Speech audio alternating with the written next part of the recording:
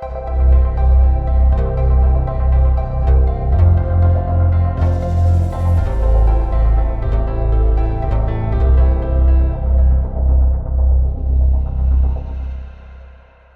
morning, everyone. My name is Igor Murashkin. I work on ART. We're a Java language runtime and compiler team for Android. So recently, I've been working a lot on compiler optimizations in ART to reduce the amount of fence instructions. And I had to learn a lot about the Java memory model in that time. And I thought, well, why not share that knowledge sort of with everyone else, digest it a little bit, make it easier to understand. So in our modern ecosystem, there can be a lot of reordering that happens all over the stack. And one way to reason about it is we can sort of learn about every one of these tools and try to understand in detail like what exactly each tool does and how it does the reorderings and if it does any reorderings at all. So you can see on Android in particular, there's quite a deep stack. So it goes all the way from .java source code to class to Dex to machine code and then to micro-ops and the hardware. And you're usually running in at least 3 different environments because you could be starting out on the host machine, then cross-compile it onto your target. Then your target can compile it down to actual machine code, and you can actually be executing it on some hardware. And the number of combinations here can be potentially quite daunting. So rather than trying to learn where every single reordering could possibly happen and how that works, instead there's a much simpler approach. The Java memory model allows us to understand the abstract concepts that every single one of these items in the layers have to follow. So if we know the Java memory model, then we can be sure we're correct regardless of what layer we're operating on.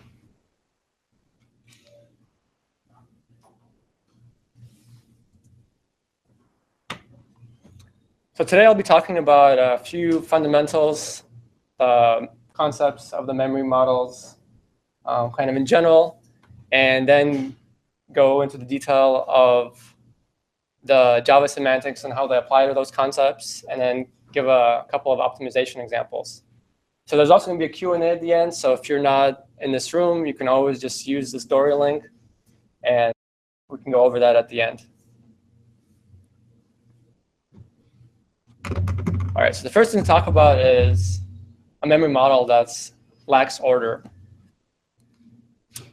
So starting out with this very simple message passing example, the initial state is all 0. And in fact, in Java, the initial state is always all zeros or nulls whenever you start out with a blank class or you just allocate an object.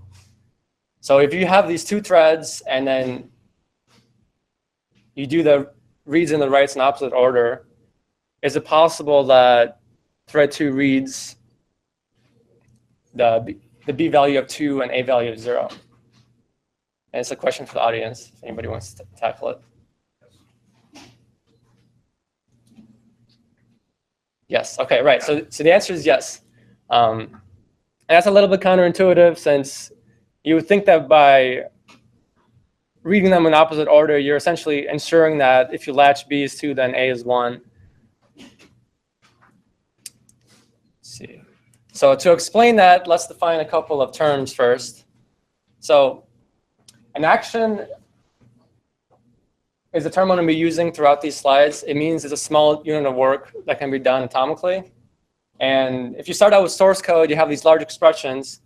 They get broken down into actions by following the evaluation order. So in real sort of files, it looks a lot like bytecode instructions on word-sized memory. And all of the examples like later on are just single actions. So another term is memory locations. That's the largest unit of memory that can be modified or read through a single action. And in all of our examples, the accesses are atomic.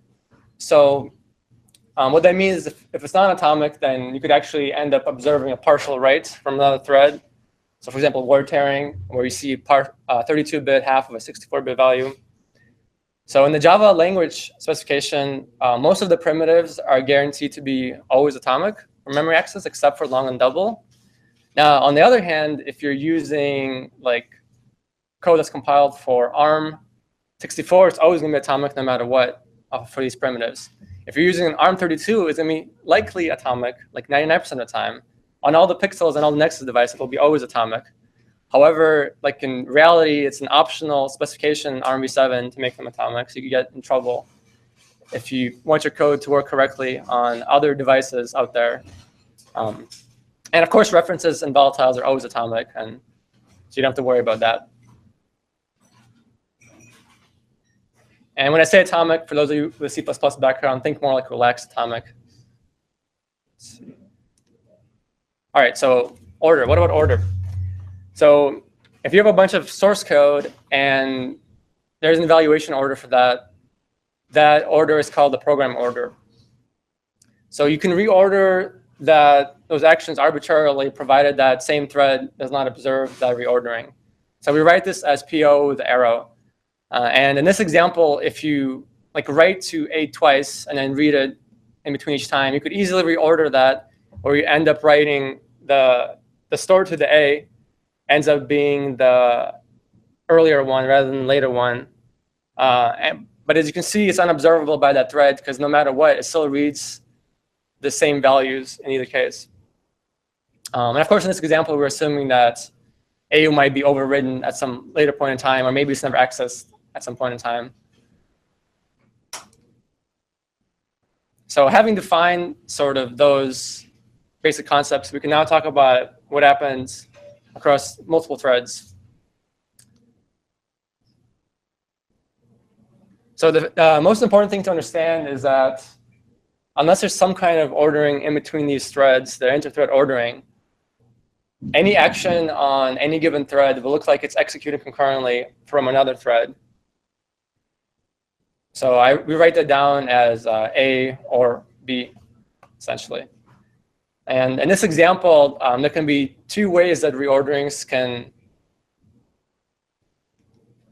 change the expected behavior here. So either thread 1 is reordered, you could reorder the two actions there, or thread 2 could actually use speculative data-dependent memory access, and then you could predict the value of A and then read C earlier. And then later on, they would confirm what A was and then validate those results. But in essence, in either of these two reorderings would mean that while thread 1 observes A to have 1 in it, the other thread will observe to have A with 0 in it, which is quite strange because in this case, actually, intuitively, you would think that the data dependency in thread 2 would save you from the reordering. And let's see. So another thing is the access to the memory locations. It's incoherent without any inter-thread ordering. So in other words, it's not sequentially consistent. So even the same like reads here in thread 2, they could just be arbitrarily reordered, and you could see that it looks like it goes backwards in time for the value of A. That can happen in practice from a compiler optimization, for example, that doesn't use alias information. Okay. So with all of these types of examples, there's this, the reason I'm giving them is because the normal temptation is to think of memory as having this sort of global state. And if you know anything about hardware at all, you would know that on all the modern architectures, we have cache coherency to make sure that the cache lines are consistent across all the CPU cores. And you could even snoop on the memory bus with a logic analyzer or use memory map.io, so you can get like the true state of memory, right? It's possible.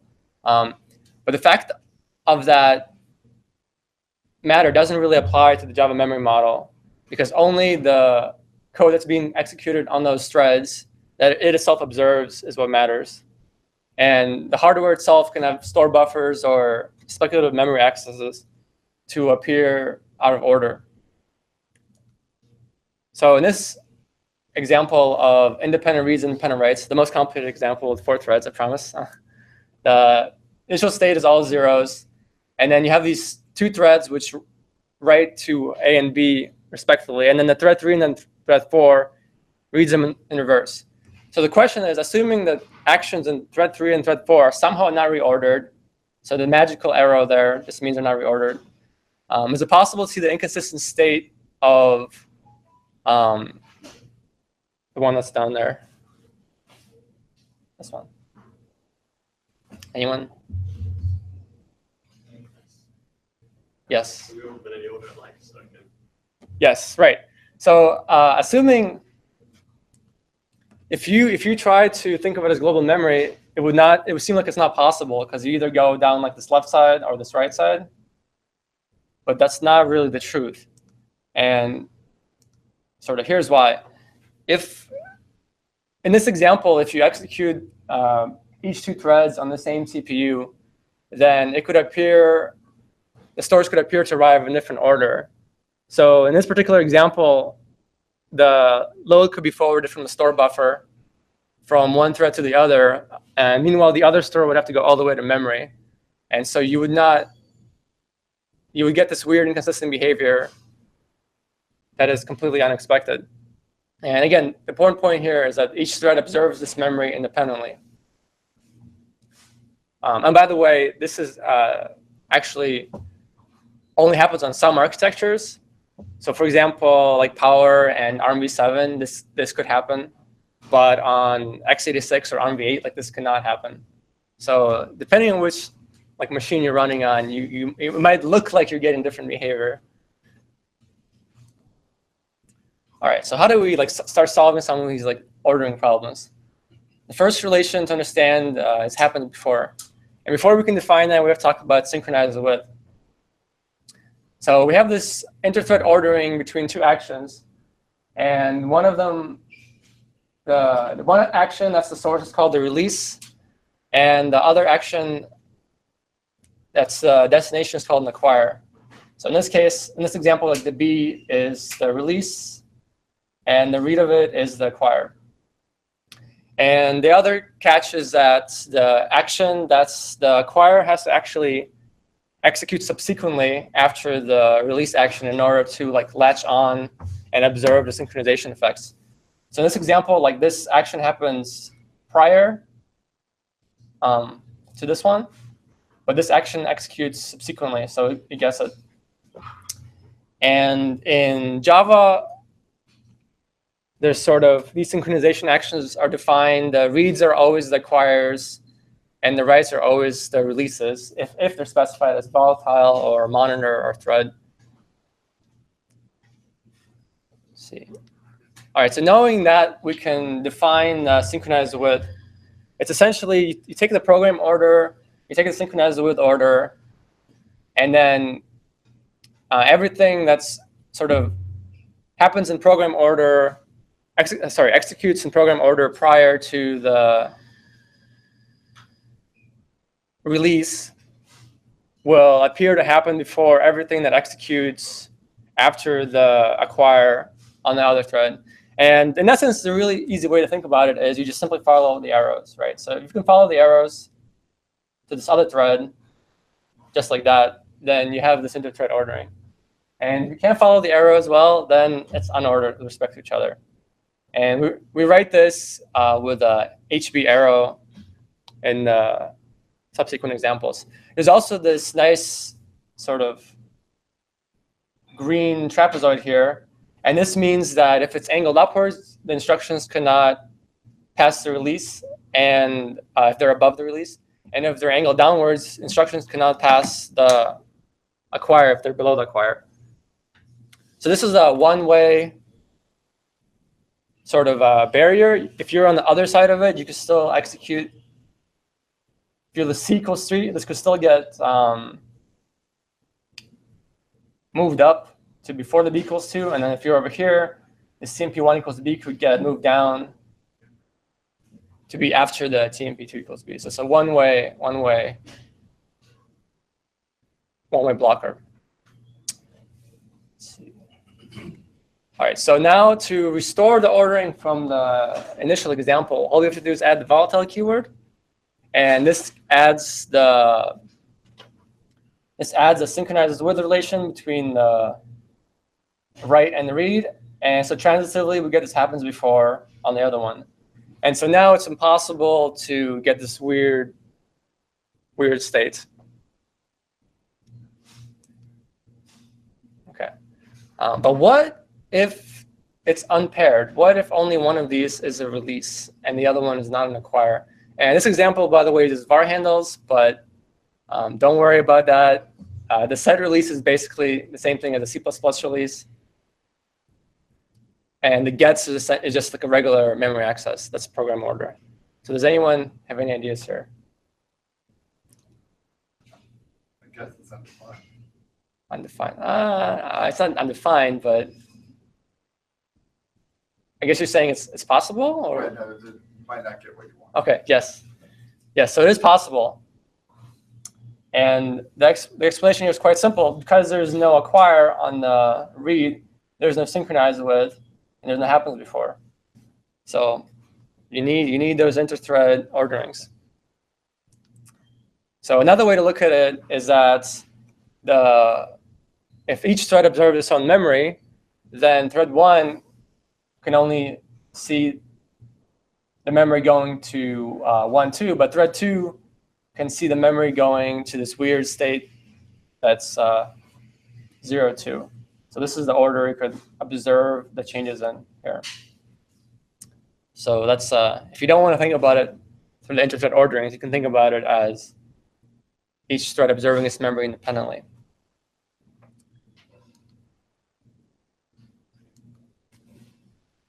Okay. Yep. And so the fix here is to make the read and acquire, and now it's impossible again. And so the insight here is that acquire and release should always be in pairs if you want correctness. It's not enough to just put an acquire or a release and hope for the best. It doesn't work out. Let's see. All right, so what about sequential consistency? Let's see this example. It's called Dekker's. If you write A equals 1 and then you read B and then the other thread does basically the opposite with B, is it possible that you read zeros for both the values? Anyone?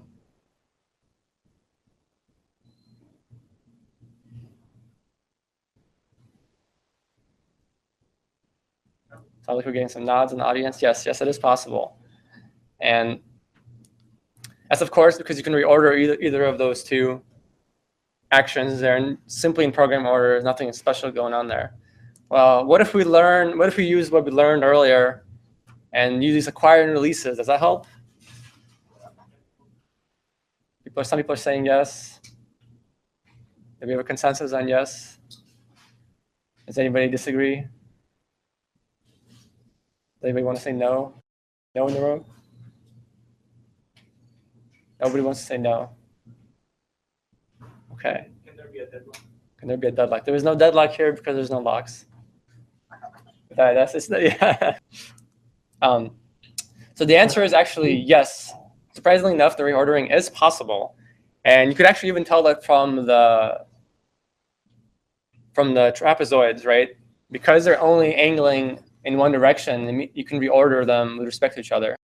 So even though there's these synchronized with the relationships there, it doesn't actually help you with the reorder in that same thread.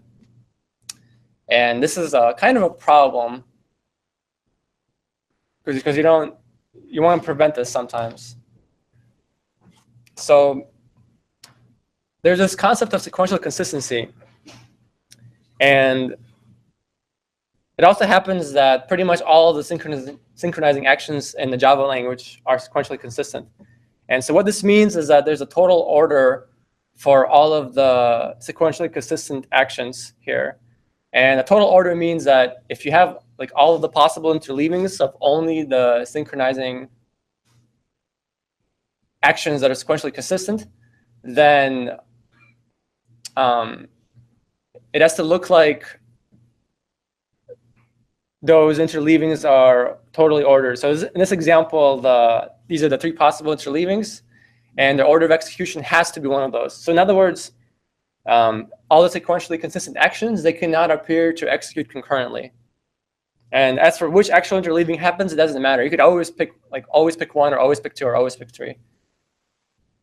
So the other actions that are not sequentially consistent, so the regular program order actions, they do not participate in this total order. And of course, there's some var handle and atomic operations which are not sequentially consistent if you're using Java 9, or otherwise you don't have to worry about that. And the other thing to note here is that kind of all of the writes are always both sequentially consistent and release, and all of the reads are always sequentially consistent and acquire. So these are 2 separate orders you have to think of. So what is a bias? It biases data race freedom, because if you have access as conflict, as in you access the memory location from multiple threads, and at least one is a write, then if those accesses are not ordered by happens before, then you get a data race. But your program is data race free if all of the conflicting accesses occur from these synchronizing actions. So in this example, you can race with the writes and the reads, but if you have the synchronized with there, then it doesn't race. So if you want to have no bugs in your code, don't have races in your code. All right, so fixing this example here with Dekker's, by making these fields volatile, it also makes them sequentially consistent. So now they cannot be reordered with respect to each other because this SC prohibits that there. And so this strange result is no longer possible. And again, if you have non-volatile accesses between 2 volatiles, they can still be reordered within themselves. But the volatiles themselves act as sort of a barrier for non-volatile actions. All right, so sort of knowing these concepts, how do we apply it to Java? Here's this example of message passing using volatile. So you start out with this class, everything is initially all zeros. Thread 1 can write some data out, it can store an array, and then when it's ready, just says it's true. That's because volatile, you get a synchronizes with the read of it on the other thread. And then everything that's loaded afterwards will happen before everything that happened here. And this is guaranteed to work. It's not reordered, so everything is great. And by the way, these examples are intentionally inefficient. Don't actually code like this with a busy loop. If you wanted to use locks, you could also do something very similar. The locks, the monitor enter acts as an acquire, the monitor exit acts as a release. So in this case, the only thing that really turns out to matter is the unlock and the lock. So you can do the same thing there. The unlock synchronizes with the lock here. And this also all works correctly. So double check locking.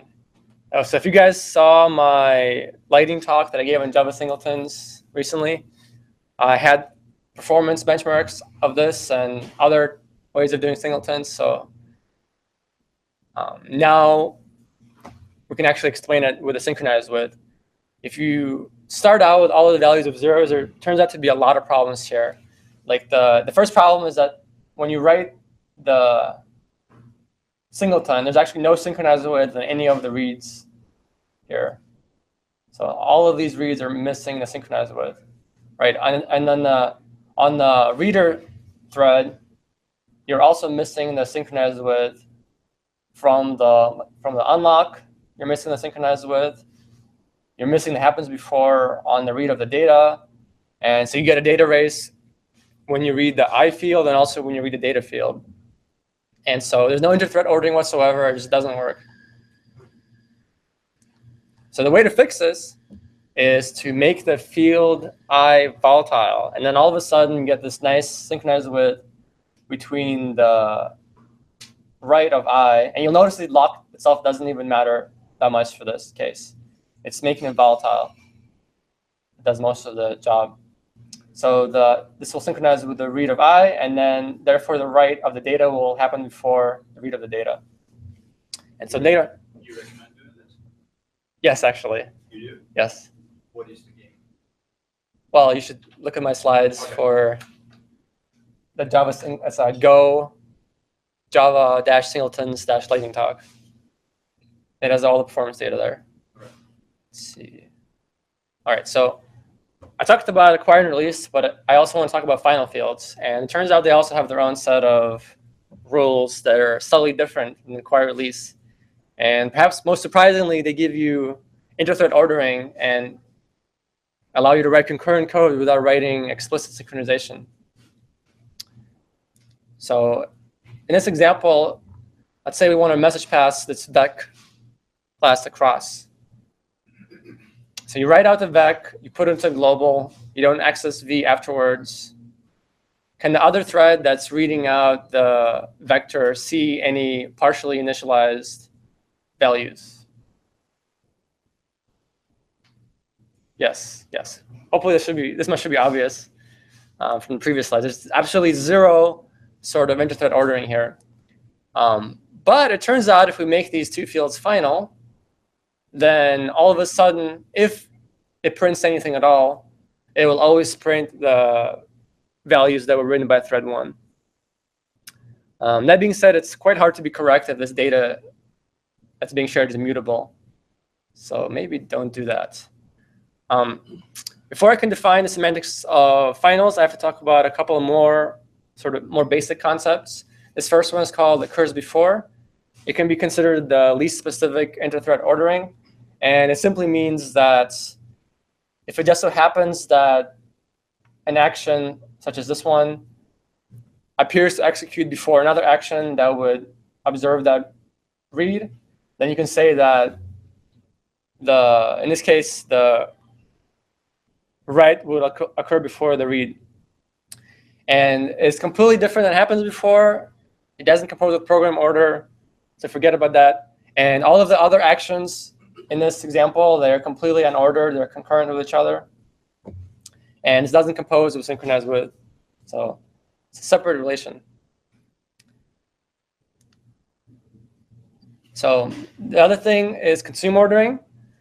So if you have two actions sort of with a data dependency in between them, so you can see that like this C will be read out of B, which is read out of A. So you have basically A.B.C. They're data dependent on each other.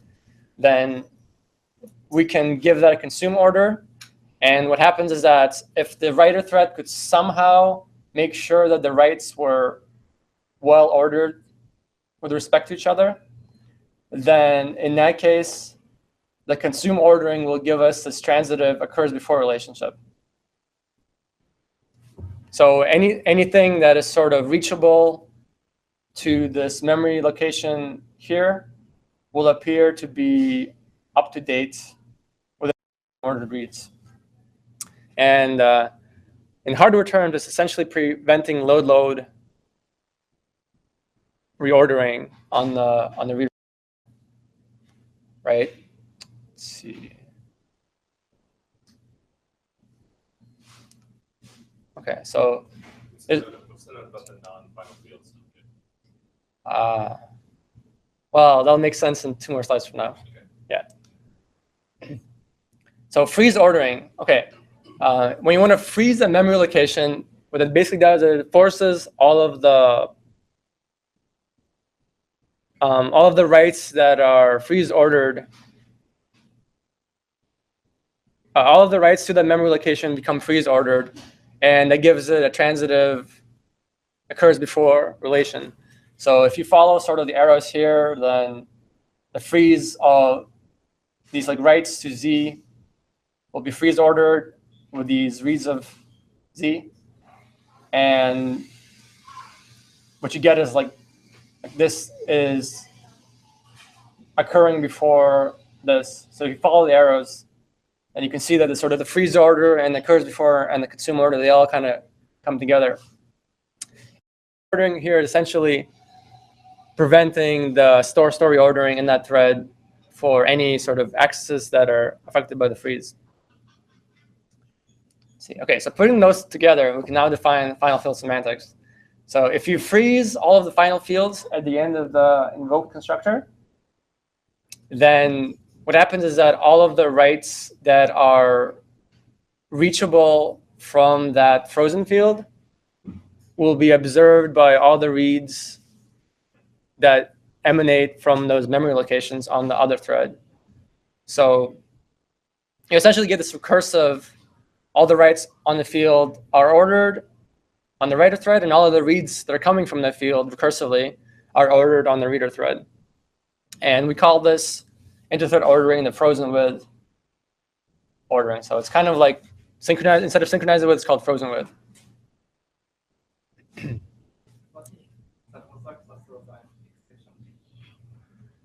Well, then you don't execute the, you don't execute the freeze then, right?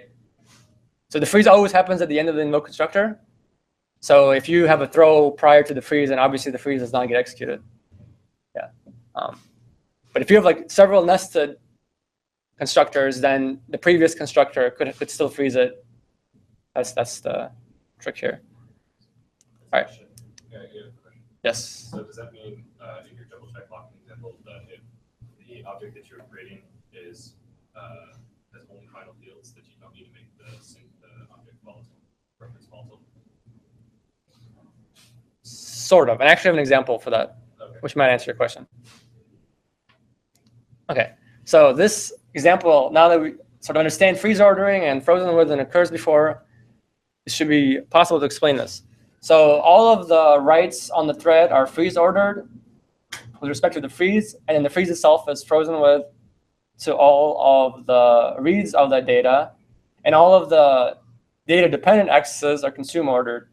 So you get this occurs before relation on all of these sort of actions here with all of the read actions here. And so in this case, you'll always print either 1 and 3, or you'll hang in an infinite loop. So the way to think of it in just like practice is that as long as you safely publish the object, if you write it out to shared memory after the constructor is over, then all of the final field values will always be inter-thread visible. They'll always be observable up to date on the reader threads. This includes cache flush, too, I guess. Cache flush? Well, it's flushing the cache. I mean, things may be cached when you construct the object.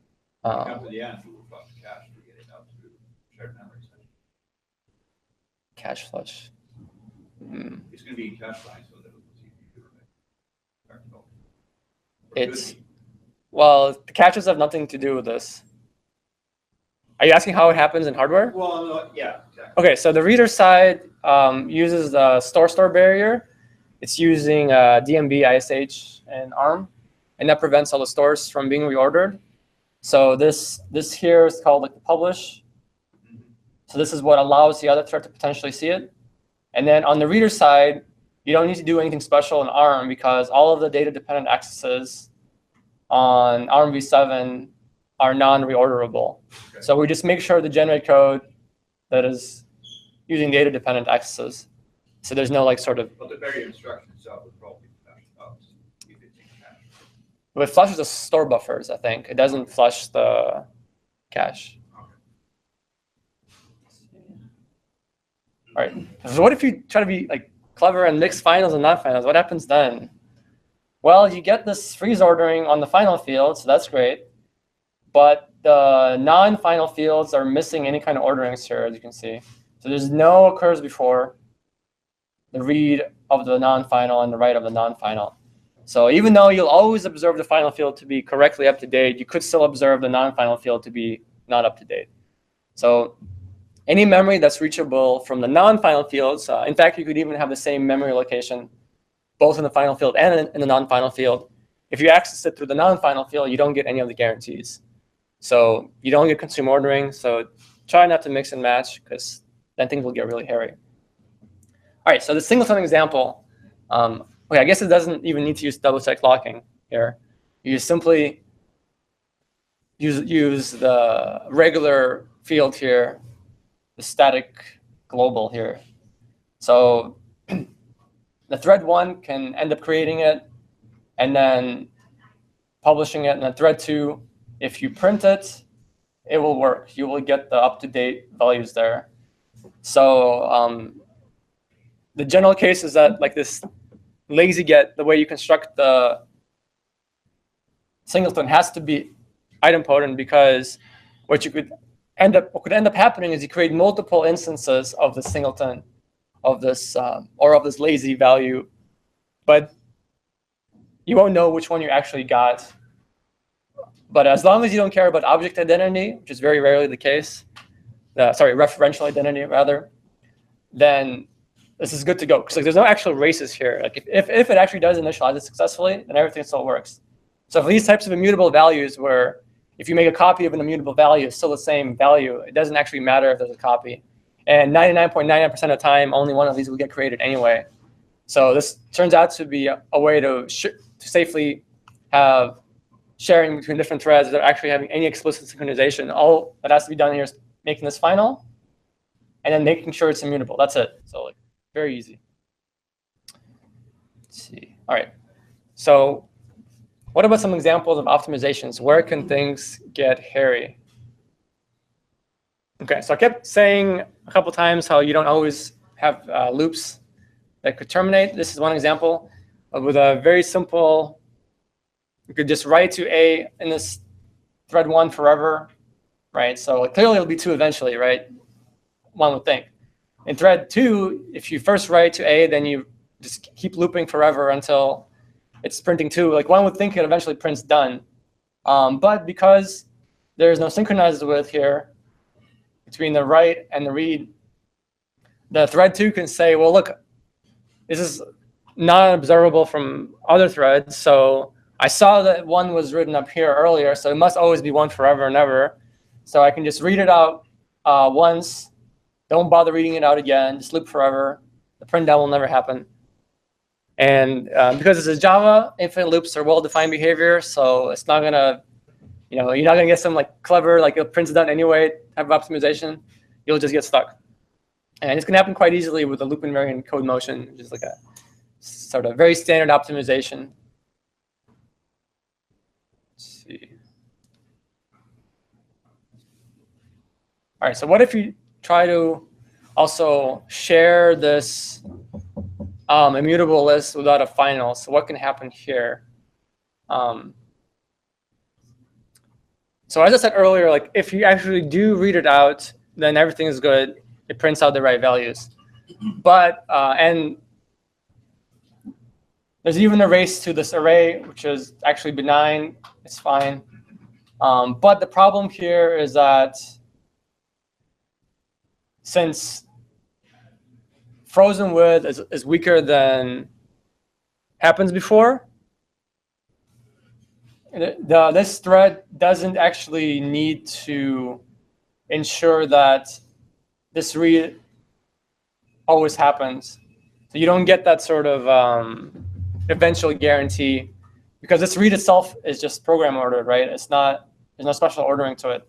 And the program ordered, the program ordered read could essentially get moved out of the loop. Same thing as the previous slide, loop invariant code motion. And then you can also see that this also could get moved out of the loop, because why would you do it more than once? Like clearly, if it's either null the first time or it's not null the first time, why would you redo it? And then you end up with this like infinite loop forever in the else case. So oops, you get stuck again. Probably doesn't really happen in practice, but it could happen. It's allowed. So in other words, don't put infinite loops if you're going to do like immutable data sharing. Let's see. Okay, what about this? What if you have also no finals, no volatiles? What can happen here? So thread 2 tries to make J. It pushes it over to thread 1. Right, so you push it over by writing the global. Thread 1 patiently waits until J is ready. Then it takes K, writes K.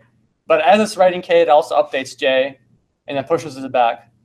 So thread 2 patiently waits until K is ready, then tries to read the J value from K. If it sees that the J value is the same thing as it had earlier, which is this one, it'll actually print the value. Otherwise, it doesn't do anything. So either this could print 3, which works as intended, or it could print 0 because you had a data race, or it prints 1 because you got optimized. And how does optimization happen? Well, it sees that the value you read is j, but you already know that j had 1 in it. So why would you ever do this load? It's just a waste of memory access. So you just print 1 instead. This is called the must alias type of optimization. So this can also trip people up. And by the way, this cannot happen in finals, because with finals, you're guaranteed to get the memory access. So the fix here is to make it finals. And so now you get this nice frozen with relation. And this is consume ordered. And when it's consume ordered, you can do must alias optimizations. So that's how you save yourself. All right. So I have some bonus slides here. You guys can read this offline. This talks about class initialization. Talks about how to do interclass singletons, finalization. So rather than going over that now, you guys can look at it offline if you want. There's some further reading here.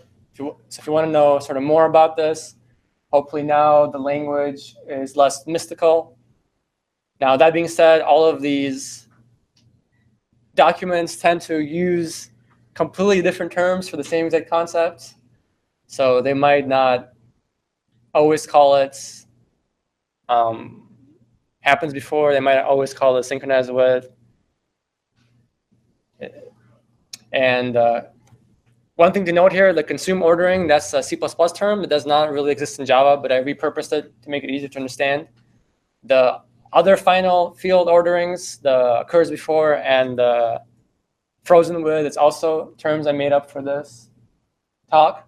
So freeze is actually a JLS term. You'll find it in the JLS, but the other orderings are not. And that's because it was very, very complicated to understand how final field works without these 2 orderings. There's also JDK 9 if you want to use the memory ordering modes there. It turns out you get the same exact C++ memory orderings with JDK 9 var handles as you would get in C++. And yeah, so I want to say a big thanks to Hans Bohm. He's helped me learn a lot of this. He also reviewed these slides. So couldn't have done this without him. If there's a For the slides in the they didn't use me. Sorry? The linked slides. Yes, so the slides are available at Go Java Memory Model Talk. And if there's any questions, you can put them on the story or ask them live.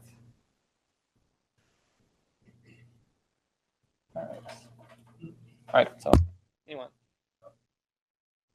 Okay, only one question so far from remote. So for Java mixed with native, can you compare using direct buffer versus putting your Java side in accesses in JNI so that both native? Are you asking about direct byte buffer? Yeah, in other words, if you obviously if you use the JNI approach, then it's all just C++ on both sides. So you just use the C++ rules. But if you use Java direct buffer and then native on the other side, how does the memory ordering work? In fact, what I would say is officially there's no memory ordering when you go into JNI. So if you're asking how you want to coordinate the access to that, well, you could use like an acquire in the Java, for example, and the release in the C++ side, and they'll happen to work together. The acquire, you can use like a fence too. You don't have to use a volatile. Yeah. Does that sort of answer your question? Does or? direct buffer have any No. memory ordering? No, it doesn't. This is all program ordered. Yeah. Yes. So we write Java that works on Intel machines that are like really super fast, and Android, which is not fast. But we use the same memory synchronization on both. So is it preferable to use one type of synchronization on one versus the other? Like, for example, I've heard that volatile reads on x86 are essentially. Is that true on Android as well? Okay. So volatile reads, volatile writes on x86 are completely free because x86, all the loads and stores are basically automatically acquire release. And on, well, okay. So that's not quite sure that they're completely free because you still have to go to memory for that. So you can't like optimize it out. You can't optimize out the memory access. But in terms of the instructions, yes, they're basically free. On ARM, you need to have like an ARMv8. You need to have a LDAR, which is a load plus an acquire, or a STLR, which is a store plus a release. Or if you're an ARMv7, you need like the load and then the DMB, and then the store and then the 2 DMBs. So you actually get 3 DMBs then in that case if you're using ARMv7. So yeah, it's way more expensive to use volatiles on ARM than it is on x86. So if you're writing code that has to run both, like how do you make sure you write the optimal one? Make sure you write the optimal one.